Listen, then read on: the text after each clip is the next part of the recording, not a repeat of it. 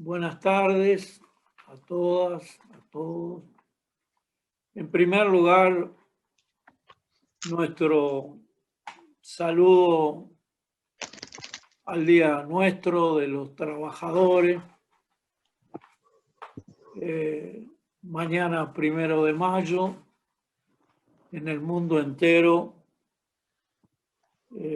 se hará sentir ese grito de rebeldía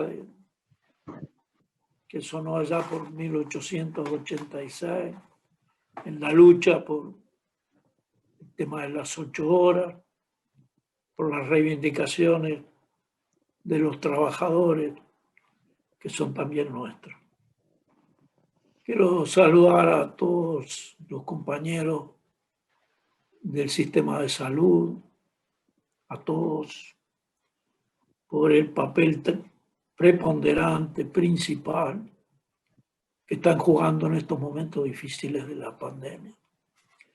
Un abrazo a todos ustedes y para hablar de los temas actuales de la seguridad social, de las discusiones en el marco de lo que la ley de urgente consideración decidió en cuanto a conformar un grupo de expertos, 15, 9 que son designados por el Poder Ejecutivo, 3 por el partido de oposición, por el Frente Amplio, 1 en representación de los trabajadores del PIT-CNT, 1 en representación de los empresarios y otro en representación de jubilados de ONASPO que participan en estas reuniones no es de la reforma del actual sistema de seguridad social, sino que se circunscribe a la reforma de las jubilaciones y de las pensiones. Y que el tema es acotado a discusiones que van como tema principal a la financiación fundamentalmente del Banco de Previsión Social, sin tener en cuenta lo que significa la convocatoria a la reforma del sistema de seguridad social, que involucra además a la caja bancaria, a la caja notarial, a la profesional y sobre todo a la caja policial, que con apenas 23.000 pasivos tuvo un déficit el año anterior de 160 millones de dólares, y lo que es la caja militar,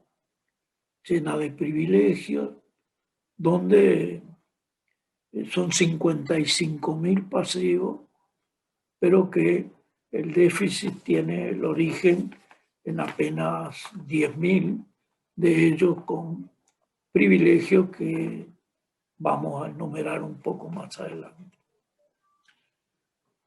Pero nosotros de ninguna manera podemos desarrollar una discusión nada menos que de la reforma del actual sistema de seguridad social en los tiempos acotados que la ley de urgente consideración puso sobre la mesa, y que además hoy día quedan 50 días para las propuestas y que indefectiblemente el 20 de junio terminan esta discusión. Pero antes de referirnos a esta conclusión final, tenemos que mostrar el escenario en que vive nuestro país. Nuestro país que, según el informe de los científicos, registraba 90 fallecimientos diarios por diversas enfermedades. Hoy el promedio anda alrededor de 60 fallecimientos que están vinculados a la pandemia del COVID. O sea, una situación harto difícil y que en lo que tiene que ver con la crisis que estamos viviendo en Uruguay, en Argentina, en Brasil, en la región, en el mundo, es una crisis que no es solamente una crisis sanitaria. Entonces, veamos el escenario. Es una crisis sanitaria en nuestro país porque el sistema colapsó, porque ya los nuevos infectados no hay forma de que haya un seguimiento para corregir la raíz que originó este foco de pandemia. Eso ya no está visualizado. Porque el personal de la salud y las organizaciones gremiales del personal de la salud vienen denunciando que estamos al borde del colapso. Las cifras lo demuestran, los contagios los demuestran, las internaciones y los casos graves que aún tenemos el más de medio millar. En medio de todo esto, un tema que tenemos que abordar los adultos mayores que tiene que ver con las intervenciones quirúrgicas que están postergadas. La inmensa mayoría de adultos mayores. Se habla de una cifra que está en los 6.000 operaciones que están postergadas. Algunos hablan de cifras mucho mayores todavía. Y esto tiene que ver con los otros tratamientos de nuestra salud que están postergados en función de una pandemia que no nos da tregua. Tratamientos que se ven afectados en su normalidad porque tenemos que atender los temas de la pandemia y el aislamiento en esta crisis sanitaria, los problemas laterales que seguramente nos acercan en lo que tiene que ver con temas psicológicos y algunos otros temas de nuestra salud. Pero tenemos que ver que también estamos viviendo una crisis económica. Nos falta mayor protección económica. Hay miles y miles de trabajadores y trabajadoras que han perdido su fuente laboral. Otros hogares que vieron severamente reducida su fuente de ingresos. Los indicadores sociales muestran cómo hay 100.000 nuevos compatriotas que están bajo la línea de pobreza. Se ha agudizado la pobreza extrema.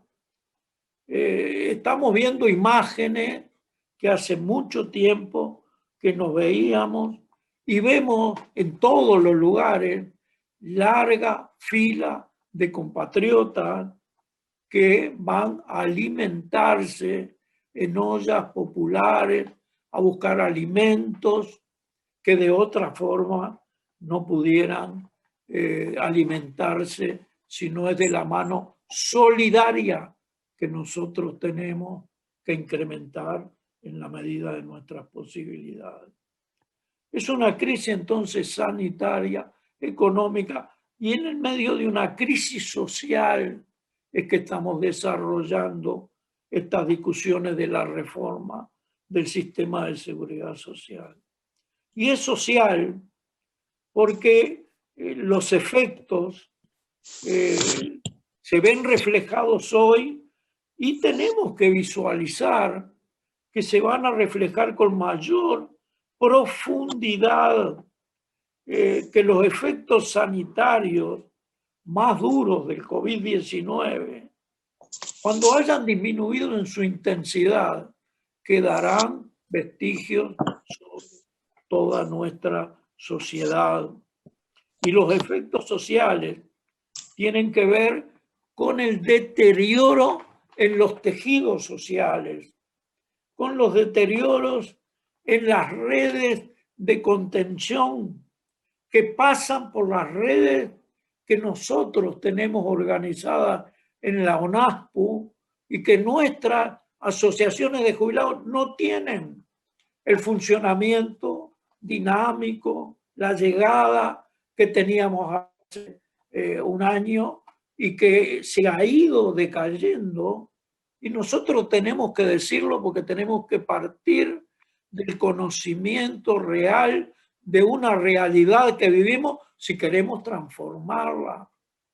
Tenemos muchos que no funcionan, muchos que el dinero que perciben de los asociados es mínimo y muchos que tienden a desaparecer si no llegamos con nuestra mano solidaria, naturalmente, siempre primero, segundo y tercero, cuidarnos y ayudar a que todos cuidemos nuestra salud.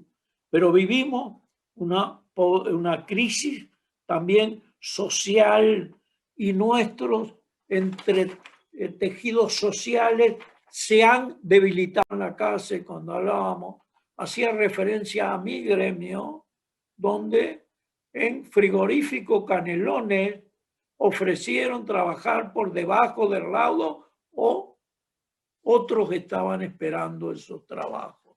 Y tenemos entendido que esto ha recorrido otros lugares de trabajo y estamos hablando de que la pobreza viene acompañada por condiciones laborales con menor acceso, además a la educación, etc.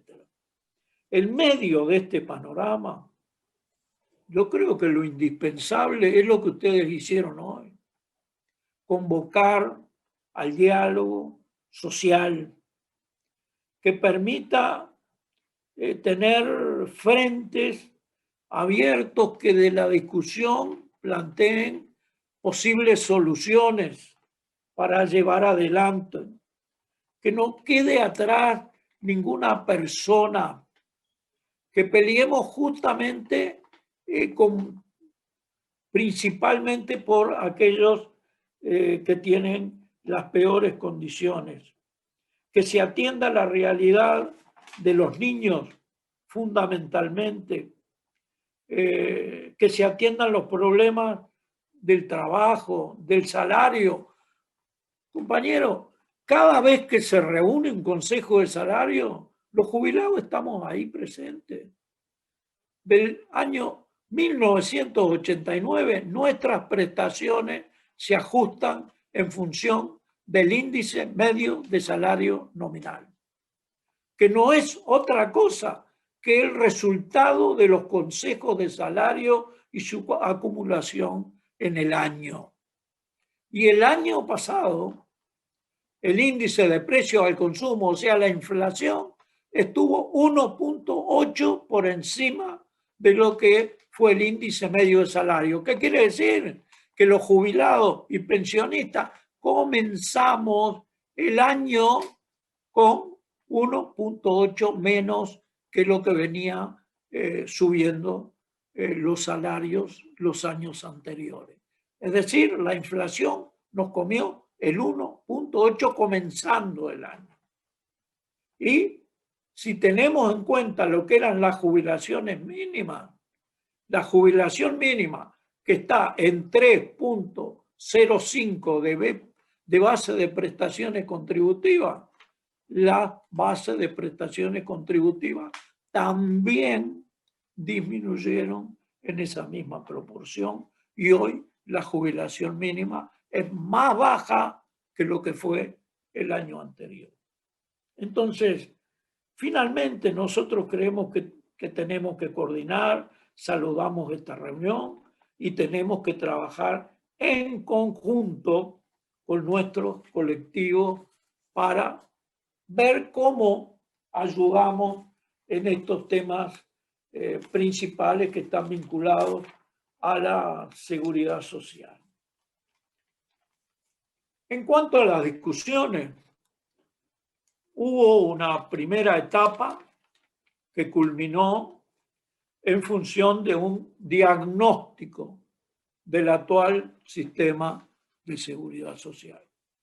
Y nosotros vemos con sorpresa cuando se plantea que los temas que hacen a la desfinanciación del Banco de Previsión Social, que es lo único que se plantea en profundidad, tienen que ver con que los aumentos de las jubilaciones mínimas significan determinada cantidad importante de millones de dólares. Y las jubilaciones mínimas que vinieron aumentando de lo que fue la base de la 16.713, cuando la reforma del 96, aumentaron anualmente y hoy están en 14.783 pesos. Si no hubieran existido los aumentos a las jubilaciones mínimas, hoy la jubilación mínima era alrededor de 7.000 pesos. ¿Alguien cree que estos aumentos afectaron la capacidad financiera del Banco de Previsión Social o hicieron justicia con mujeres, con hombres que trabajaron 30 años y a veces más y hoy tendrían que sobrevivir? ¿Alguien en alguna cabeza puede ocurrir con 7.000 pesos por mes? Se critica y se pone en la balanza como uno de los elementos de desfinanciación del Banco de Previsión Social el que haya habido leyes que permiten que hoy, con 60 años de edad y 30 años de trabajo, se obtengan los derechos jubilatorios. Pero además que la mujer trabajadora, que hubo 60.000 trabajadoras que se jubilaron, 30.000 de ellas, la mitad, se jubilaron porque esa ley alcanzó a la mujer trabajadora y permitió que incorporaran un año como trabajado y aportado por hijo, hasta 5 hijos. ¿Quién no sabe de los problemas que tenía la compañera trabajadora que estaba embarazada, que podía perder su trabajo, que no le permitían trabajar en determinados lugares por la figura de su embarazo? ¿Cuántas compañeras tuvieron que, después de tener el hijo, tener que salir a buscar trabajo? Y esto hizo justicia, hizo equidad de género, ahora que tanto se habla de la equidad de género. Esto que nosotros creemos que fueron leyes que favorecieron al conjunto de la gente, y en este caso particular a la mujer, se considera como gastos que fueron profundizando ese déficit del Banco de Previsión Social. Y nada se dice de que en el Uruguay es el único país en el mundo en que los trabajadores aportan a la seguridad social el 15% de lo que ganan y los empresarios aportan el 7,5% de lo que ganan esos trabajadores como aporte patronal. La mitad de lo que aporta el trabajador lo aporta el empresario. Únicamente en el mundo entero, únicamente en Uruguay ocurre este fenómeno. En Argentina es el 20%, en Brasil es el 22%, en el mundo entero la cifra anda en esta proporción o quizás mucho más alta. Entonces, esos temas no estuvieron sobre la mesa y mucho menos la desfinanciación de la caja militar, donde el promedio de edad, ahora que está en discusión, cuál va a ser el nuevo límite de edad para adquirir los derechos jubilatorios, el promedio en la caja militar es de 47 años y el promedio en el Banco de Previsión Social son 63 años. ¿Por qué?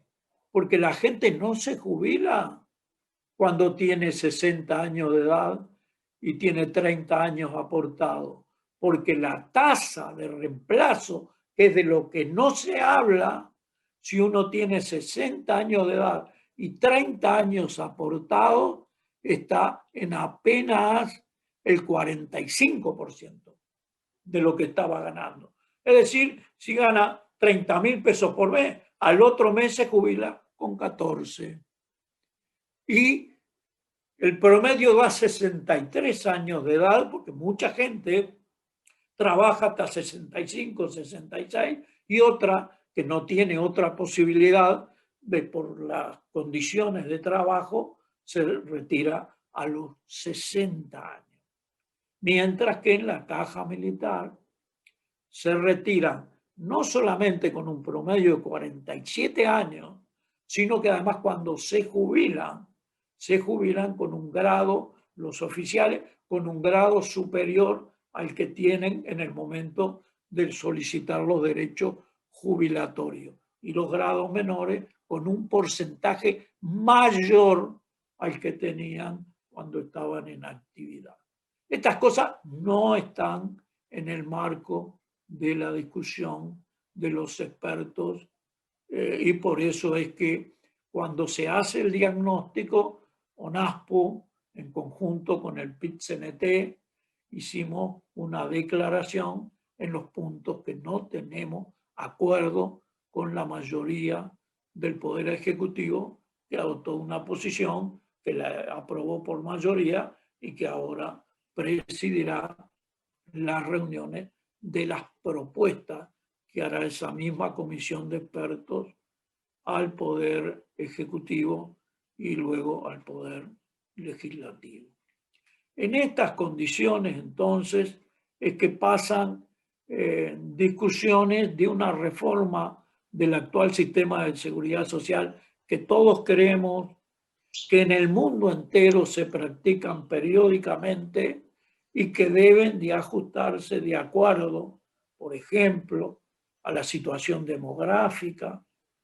Nosotros no tenemos una muy buena noticia cuando decimos que los adultos mayores tenemos una mayor expectativa de vida, que la mujer a los 60 años tiene 23 años de expectativa de vida y por lo general vive más, que el hombre a los 60 años tiene 18 años de expectativa de vida y que por lo general también vivimos más años.